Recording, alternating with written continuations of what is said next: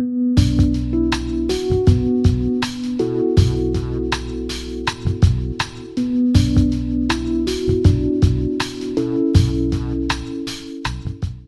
said entrepreneur filmmaker because that's what it is, and you're actually a showman too. As a filmmaker, you independent, you got to be, you got to put on a different hat, and you got to start promoting. And it's not native to us. You don't go to film school; and they teach you how to. So what I've learned is that marketing is everything.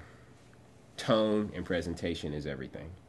Um, how to turn a profit and monetize is the same reason why TV is in place. TV can turn a profit and just keep churning and churning and churning because you're building an audience. And that's what I didn't understand before. I did understand that I wanted the Black and Sexy brand for my movie, A Good Day Black and Sexy. I wanted it to continue. And I saw many incarnations of it. But I saw TV and books and music, and I saw all that. And it was like, even though I had those plans, my distributor didn't have those plans. You know what I'm saying? And even though I retained some rights, my distributor is not part of that. And it's like a lot. It's like I think I got it started, and I realized maybe it needs to be under my control. And we're in a particular age where you can actually figure out how to reach your audience directly, and that's how you can monetize. If you can build an audience, and that's just it. It's the same thing with Tyler Perry. He doesn't have to keep building an audience. It's the same damn audience every time. So he's just busy being creative, and the infrastructure is already there. It's a great model. It makes a lot of sense, and I think that's the same thing we're doing online. We're constantly building our audience and feeding that audience as it's being built, but we're giving them something back. I don't have to sit there like every film that comes out has to find his audience, and that's why they spend millions of dollars trying to find an audience for every single film. And it's like, as independent filmmakers, you don't have that that luxury to do that. So you have to build an audience around a brand, and I think a brand is most important online, especially in any independent filmmaker's life, because you can't keep. I mean, you could be a work for hire and just try to get work, with a studio film. If that's your path, that's cool. But if you really said, okay, this is a time where actually I could strike my own. This is the wild, wild west right now. Even people with money don't even know what they're doing. You know what I mean? People with money, it's like it's going to come to a place where you better be in the game or you're going to get locked out for sure. But right now, everybody's on an even playing field. Twofold again, once I said, we spend a lot of time and money on feature films or short films with no expectations, really. So that's how I went into the business. Not saying this is going to be a business and it's going to sustain me. I didn't know. I was trying to be creative and trying to not go crazy by not being able to do what I want to do. Now I stumbled into a business. Yes, I'll say we are making money. Is it the same money we put in? It's not sustainable as of yet. This is what I do full time, actually. It's a hustle and it's a struggle, definitely, but it is what I do full time, and I do freelance here and there to supplement, but for the most part, it's really thinking about multiple revenue streams. It is not quite there yet, nor is the industry quite there yet. It's a brand new industry where people don't have answers, nor a real model of how this really works. So all those answers are yet to be discovered. Even by people who are coming in this with money, they're trying to figure out, because most of them are spending money. They're not necessarily making that much back. So why are they doing this, and why are legitimate businesses doing it? Because they see the future, the possibility of positioning yourself. The other side is like a mom and pop shop. If I'm setting up a restaurant, I'm expected for 2 years to be in debt and not making me in the red until I can break even. So I look at it the same way. I'm 1 year in. And so this year, this is our year to monetize fully. We do make money. It's not huge, but we figured out, okay, this makes sense in this way. We still have to supplement our productions. We still have to live. We have to survive. But it's me having a job will be the same way. I haven't had a real job in 10 years. You know what I mean? And I don't know anybody's going to hire me, so I have no choice. I used to produce websites for a living. I'm far behind that, and I think right now my chances are better being on my own than they are me trying to get a piece of a job and sustain it. And I think that's what it is. Even if it's a business off YouTube, it's the same thing. It's like, okay, there's models you could say this is how people are making money. For YouTube, here's what I'll say. I am in the black on my film, so they do pay me quarterly. So will I ever make back the 100,000 I put into it? I doubt it. You know what I'm saying? But I am making money back. And it's like, okay, it's cool. How many people get in the black? Very rare. More people actually get the distributor paying them. It's very rare because our film was low budget enough but went far enough to be able to do that. And that's the kind of a model to think about. It's not spending a whole lot of money, but going as far as you can with ingenuity, and just having a hand on your craft. You know, a hand on your craft and being a you know, do it yourself or DIY is really about saying I can still do quality productions to this level without having to pay and hire all these people and have this big crew like it's Hollywood. It doesn't make any sense. So that's how you look at the business. For us, it's really about merchandising. You know, it's about revenue stream from advertising. You know, it's about there's several ways they advertise, and on YouTube, I'm telling you right now, people don't even understand what's happening on YouTube. It's like not millions, thousands of actual channels are being swallowed up by quote unquote networks. These networks are the new digital manager and agents in this new type of Hollywood that's developing, and they're all feeding off of them. It's the same business model that we have in Hollywood with a you know, a slight variation. And so they're seeing what's happening, and they're living and they're doing just fine living off of other people's income. But why are they here? They must see something too. So we don't all have the answers, and we're still trying to figure it out. But if for anybody getting into this, you can't make a web series and expect to make a living. It's not going to happen. You know what I mean? Has happened to a couple people, but it's like lightning strikes.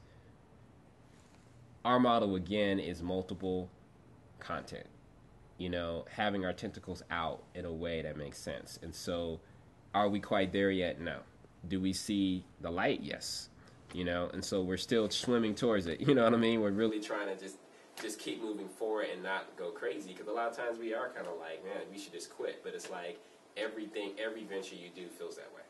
I mean, that was our first leverage. That was our first sort of big push. Like I said, instead of starting over every time with something new, I've got something new, you know, build a brand. So that was the whole point. So we spent a lot of time on Facebook building our Facebook page for Good Day Be Black and Sexy. When I say we, it's my girlfriend who's my partner, Numa. I literally spent every day being fixated on pleasing people, you know, and we grew our page to 30,000 before we just said, okay, we got to move on to something else. So that 30,000 was a great start to go, hey, look what I have. And we started giving content. The second thing we did is reach out to people personally. It's the same thing in Kickstarter. If you don't personally reach out to people, you give them an excuse not to pay attention. So we literally asked a certain group of people to please share our stuff, please, please, please, please, and a personal message each one, not a mass one. That's how we started. I mean, it was a churn for like 2 months. It was that kind of like grueling churn. And then I had another part. Collaborations on YouTube is the fastest way to grow your audience. Someone that already has an audience can help jumpstart your audience. And for us, that was Issa Rae. So there was somebody that I was already working with and partnering with on different collaborations. So she helped to build our audience by exposing us to her audience that was already growing and getting huge. So those three things combined really took us to, you know, above everybody else. But the content had to justify that too. You know what I mean? People had to like it. So that's part of it, obviously. And then so now, like I did before I came to this interview, it was like I have another upload is going up. So if having uploads going up, you create an event around it, you create anticipation, and you really communicate with your audience as a real person. And sometimes when you're messing up, things are not happening, you tell your audience, hey, this is what's happening. We're human beings. That goes so far. People don't want to hear the company line or hear like, don't worry about it. They want to hear a real person. And some people still be upset with you, but they'll appreciate that you were honest. And that's really how we've run most of our campaigns for whether it be promotion, money, and this and that. It's like, hey, we are a mom and pop shop. It's a family-owned business. And it's like, we're not saying we're different or better or anything else than anything else that's out there. We're saying we are who we are, what we offer. If you like it, this is, you know, become attractive. And so, and I think really having more than one series gives people choices of what they like. People always say, oh, if you ever hear like, what is the best web series you like? Most people will name 3 and they'll name one of ours.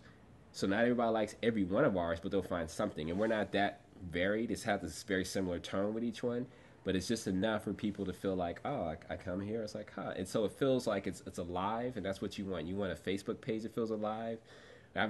Twitter I haven't quite figured out. I don't have the time for it. But you want a YouTube channel that feels alive. And that's just it. People are still just discovering us now, and they have so much to go through. That's gold. You know what I mean? As opposed to, here's the series. Yeah, it's cool. I didn't stop. But it's like, I'm going to go back again. That's how we have built our audience and continue to build our audience because we're at 27,000 now, and we literally only so many people subscribe to. We don't know what the real number is, but we literally were just like, we started November 2011, and our year anniversary was a few months ago, and we literally were like, wow, this is amazing how far we've come. There's been other groups or individuals on YouTube that have gone much faster, much farther. You know what I'm saying? The only issue is they're relying on their personality. Once they get tired of personality or whatever, people get tired of them, that's all they have. They got to transition out to something else. And a lot of YouTube stars are getting on commercials on TV and finding more careers. But when they have those distractions, their YouTube channel goes down. It's like you only have so much focus. So we are the turtle that keeps steadily going because the content has longevity. You're not going to watch someone vlogging about something from 5 years ago because it's not that funny and not that interesting. It doesn't have longevity. But if you look at our series from 5 years later, it's the same if you've never seen it. This is like watching Walking Dead. Like we just started watching Walking Dead season 1 a couple weeks ago. I've never seen it because I don't have a TV. But it still has the same validity as it would have had 3 years ago. And so that's the same model, and I think it's thinking the longevity of it. You know, you keep building that, and press is the second part. Press is something that we're working on. It's been a little elusive for us because it's not who are you talking about? It's like we are so behind our brand. It's not the best thing. We're trying to figure out how to get ourselves in front of the brand a lot more. Even me, like I'm more camera shy. I don't really care to be, hey, I'll hide behind the actors and you guys get out there. But that's the other real step that I think we're missing and we're not doing too well on. But when we do get that together, it will take us so much further.